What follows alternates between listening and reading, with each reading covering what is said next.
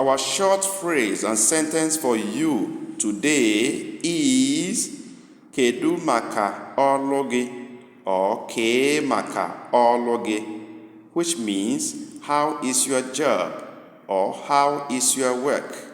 And when we ask you this question, the likely response we'll expect is Nsogbu adịghị.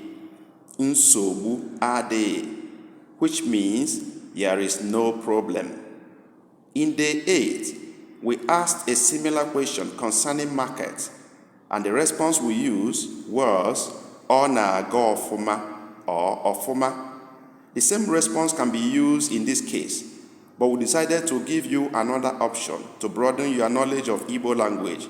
So today we used Nsogbu adịghị, there is no problem. Observe the color of each word that make up the sentence because they identify their meanings. Go out there and practice with your neighbor, friend, co-worker, and as you do, don't forget, it's important you subscribe so that you don't miss our next upload. Also like and comment so that I can help others to discover this and then prepare us to serve you better. God bless you.